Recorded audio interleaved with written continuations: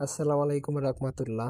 Urea এবং ড্যাপ সার এক জায়গায় প্রথমে আগে মিশিয়ে নিলাম এবং দেখতেই পাচ্ছেন যে আমার কলা গাছের কিন্তু একদম শিকড় বের হয়ে গেছে। আর গোড়ে কিন্তু একদম মাটি নেই বললেই চলে। যে কারণে আরকি আমরা এই সারটা ব্যবহার করতেছি। ১ম এ এই সারগুলো আমরা অনেক সুন্দরভাবে মিক্স করে তারপরে সব কলা গাছের গোড় দিয়ে কিন্তু দিয়ে দিচ্ছি। কারণ অ্যা এর পরের ধাপে আমরা এর উপরে অনেক সুন্দরভাবে মাটি দিয়ে দেব। যেহেতু অনেকেই কিন্তু কলা গাছের গোড়ে খুঁড়ে তারপরে একটু আ গর্দা করে তারপরে মাটি দিয়ে দেয়। যেহেতু আমরা সেটা করব না কারণ শিকড় বের হয়েই গেছে। এর উপর আমরা আবার মাটি দেব। সেজন্যই আরকি খোঁড়া হলো না।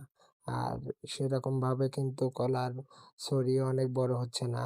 যেজন্য আমরা আর পুকুরেও কিন্তু গ্যাস হয়ে গেছে। যে কারণে দেখতেই পারছেন যে এই জায়গায় হয়তো শিয়াল অথবা কুকুর মাছ নিয়ে এসেছে। অনেকগুলো মাছই কিন্তু মারা গেছে। এইগুলো ভিডিও আপনাদের দেখাবো ইনশাল্লাহ। আর আমি চেষ্টা করি যে সবগুলো ভিডিও একদম আ যেটা ১ম থেকে শুরু হয় সবকিছু আপনাদের দেখাতে। ইনশাল্লাহ আমার পেজটা ফলো দিয়ে রাখবেন এবং পাশে থাকবেন তাহলেই সকল ভিডিও পাবেন।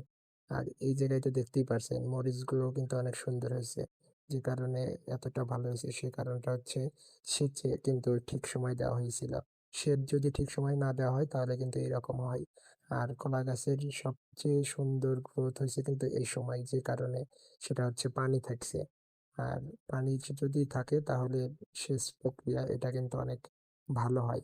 আর প্রতিদিন কিন্তু হালকা, হালকা একটু বৃষ্টি হচ্ছেই যে কারণে সবগুলো মাটি কিন্তু একদম ঝুরঝুরা অবস্থায়। দেখতেই পারছেন যে কোপ দেওয়ার সাথে, সাথে কিন্তু সবগুলো উঠে আসছে। আর এর আগে কিন্তু অনেকগুলোই ভিডিওতে দেখিয়েছি আপনাদের যে এটা কিন্তু অনেক শক্ত ছিল মাটি। যে কারণে সেরকম আরকি রস টানতে পারে না। আমরা কিন্তু সবগুলো কলা গাছের যে ভিতরে জায়গা আছে সম্পূর্ণই কিন্তু খুঁড়ে দিয়েছিলাম। তারপরে আবার এরকম শক্ত হয়ে গেছে পানির অভাবে। কিন্তু আমরা প্রধানত নিয়মিতই সেচ দিয়েছি। সেই কারণে আর ঐরকমভাবে কোনো ক্ষতি হয় নাই। আর দেখতেই তো পারছেন এই জায়গায় কিন্তু নাল নেই। পানি যে বৃষ্টি নামে তারপরে বৃষ্টির পানিটা কোন জায়গায় যাবে সেই জায়গাটা নেই।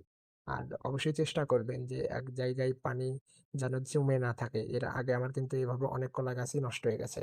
আ গড়ে যে কলা গাছের নিচে আছে ওই জায়গায় পানি জমে থাকে এবং তার কারণে অ্যা গোড়া পচে যায়। পচে যাওয়ার কারণে অনেকগুলো কলা গাছই আমার এর আগে নষ্ট হয়ে যায় এবং কলা সহকারে নষ্ট হয়ে যায়। যা অনেক ক্ষতির সম্মুখে আমার পড়তে হয়। যাই হোক এখন মোটামুটি আলহামদুলিল্লাহ অনেক ভালো কিন্তু আছে। দেখতেই তো পারছেন।